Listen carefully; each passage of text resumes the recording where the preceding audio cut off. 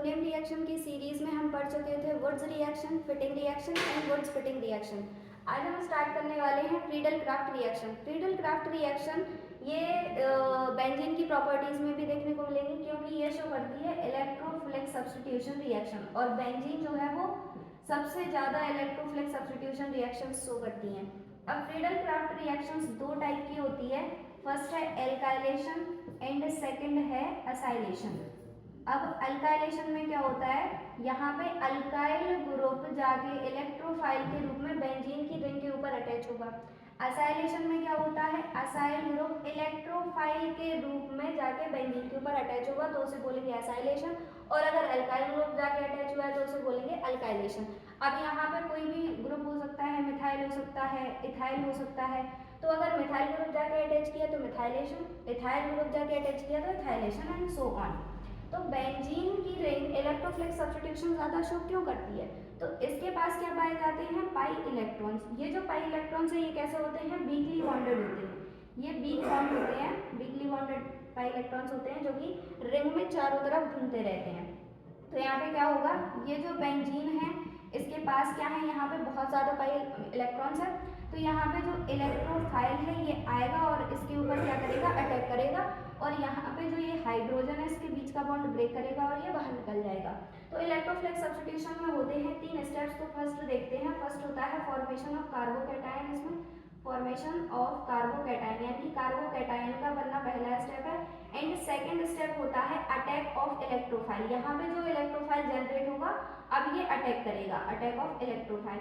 And third step होता है इसमें रिमूवल ऑफ ओल्ड इलेक्ट्रोफाइल। यहाँ पे तीनों स्टेप देखने को मिल जाएंगे, जैसे कि यहाँ पे अगर हमने मान लो CH3 लिया है, यहाँ पे हम बेंजीन ले लेते हैं और CH3Cl इसके साथ रिएक्ट कराएंगे निर्जल AlCl3 की प्रेजेंस में, निर्जल यानी कि एनहाइड्रस AlCl3 की प्रेजेंस में कराएंगे। तो यहाँ पे क्या होगा, ये CH3 इनके बीच का बॉन्ड ब्रेक करेगा, Cl माइनस बनेगा, CH3 पॉजिटिव बनेगा, तो ये जो CH3 है ये क्या है, कार्बोकैटायन। अब यहाँ पे जो H है ये इसके बीच का बॉन्ड ब्रेक करेगा और ये H के साथ HCl बाहर निकल जाएगा, तो HCl बाहर निकल जाएगा। अब बचा गया यहाँ पे बेंजीन और इसके ऊपर क्या लग जाएगा, ये मिथाइल ग्रुप जाके अटैच हो जाएगा। तो ये क्या है, अल्काइलेशन या कह सकते हैं मिथाइलेशन। ये क्या है, मिथाइल बेंजीन, जिसका दूसरा नाम क्या होता है, टोलुइन, इसको टोलुइन भी कहते हैं। अब यहाँ पे देखिए क्या हुआ, फर्स्ट स्टेप क्या है इसका इलेक्ट्रोफिलिक सब्स्टिट्यूशन का, पहला स्टेप है फॉर्मेशन ऑफ कार्बोकैटायन, तो कार्बोकैटायन का फॉर्मेशन हो गया। सेकंड है अटैक ऑफ इलेक्ट्रोफाइल, तो ये CH3 जाके इसके ऊपर अटैक करेगा। एंड थर्ड क्या है यहाँ पे, रिमूवल ऑफ ओल्ड इलेक्ट्रोफाइल, तो यहाँ पे ये जो हाइड्रोजन है क्योंकि पुराना इलेक्ट्रोफाइल है तो ये रिमूव होगा और ये जाके अटैच होगा।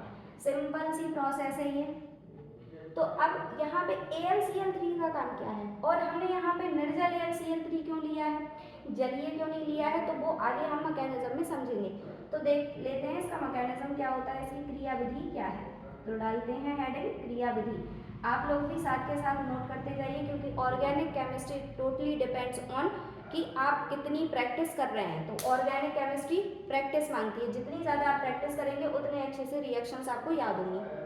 तो मैकेनिज्म देख लेते हैं इसका। यहाँ पे जो CH3Cl हमने लिया है इसकी क्रिया होगी AlCl3 के साथ।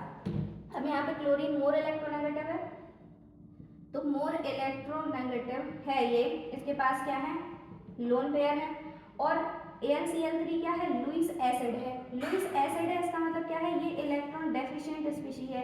इलेक्ट्रॉन डेफिशिएंट का मतलब होता है इलेक्ट्रॉन की कमी है इसके पास। अब जब AlCl3 के पास इलेक्ट्रॉन की कमी है तो ये किसी ना किसी से अपने इलेक्ट्रॉन की पूर्ति करेगा। तो ये जो क्लोरीन के पास इसके लोन पेयर हैं, तो ये जो लोन पेयर हैं ये इसके साथ कोऑर्डिनेशन बॉन्ड में क्या करेंगे, इन्वॉल्व हो जाएंगे। तो यहाँ पे क्या हो जाएगा, CH3Cl के साथ इसका बॉन्ड ब्रेक करेगा और AlCl3 के साथ इसका बॉन्ड बनने लगेगा। तो यहाँ पे जब इसका बॉन्ड ब्रेक करेगा तो इस पे आ जाएगा पॉजिटिव, इस पे आ जाएगा नेगेटिव, और यहाँ पे ये बनेगा कि AlCl4-। तो ये जो AlCl4- है ये आगे जाके इन्वॉल्व होगा मैकेनिज्म में। असली मैकेनिज्म शुरू होगा यहाँ से। ये जो बेंजीन है, ये जो बेंजीन है यहाँ पे, अब क्या हुआ, फॉर्मेशन ऑफ कार्बोकैटायन हो गया। सेकंड स्टेप क्या बताया था, अटैक ऑफ इलेक्ट्रोफाइल। तो अब ये जो CH3 मॉलिक्यूल है, CH3 इलेक्ट्रो इलेक्ट्रोफाइल है ये जाके इस पे अटैक करेगा। तो यहाँ पे जो हाइड्रोजन है ये इसके जो पाई इलेक्ट्रॉन्स है ये पाई इलेक्ट्रॉन्स यहाँ पे शिफ्ट करेंगे। तो जब ये पाई इलेक्ट्रॉन्स इस कार्बन से छीन लिए जाएंगे तो इस पे क्या आ जाएगा पॉजिटिव चार्ज, तो इसके ऊपर आ गया पॉजिटिव चार्ज और यहाँ पे क्या है डबल डबल, और यहाँ पे क्या अटैच हो गया CH3 मॉलिक्यूल जाके अटैच हो गया।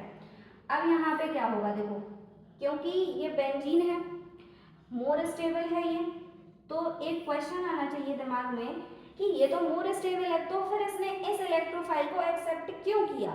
तो इसीलिए एक्सेप्ट किया क्योंकि ये भी मोर स्टेबल है।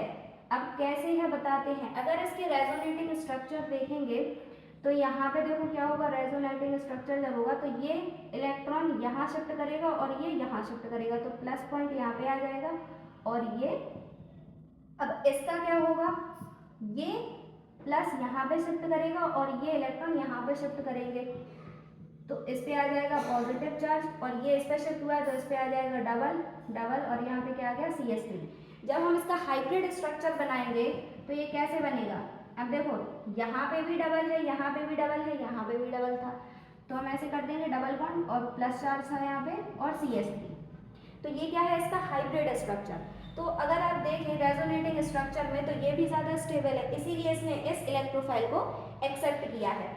अब इसने इलेक्ट्रोफाइल ने तो अटैक कर दिया, अब थर्ड स्टेप क्या था, रिमूवल ऑफ ओल्ड इलेक्ट्रोफाइल, तो जो पुराना वाला इलेक्ट्रोफाइल है ये हट जाएगा यहाँ से, तो यहाँ पे क्या है CH3 मॉलिक्यूल और यहाँ पे ये क्या है हाइड्रोजन, तो यहाँ पे क्या आएगा AlCl4 आएगा। अब AlCl4 क्या करेगा, इस H को लेके बाहर निकल जाएगा। अब यहाँ पे देखो क्या होगा, यहाँ पे ये होगा कि ये जो हाइड्रोजन है इसने अपना क्या ले लिया Cl के साथ, इसका एक Cl ले लिया और यहाँ से HCl बाहर निकल गया, अब बचा क्या AlCl3।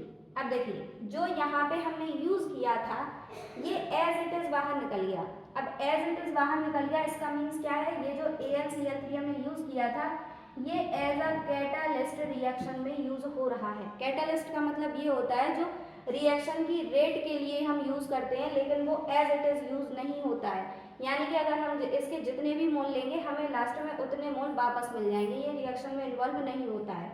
तो यहाँ पे क्या बन गया हमारा टोलुईन बन के रेडी हो गया। ये था फ्रीडल क्राफ्ट रिएक्शन का पूरा मैकेनिज्म। अब हम अगले लेक्चर में देखेंगे असाइलेशन की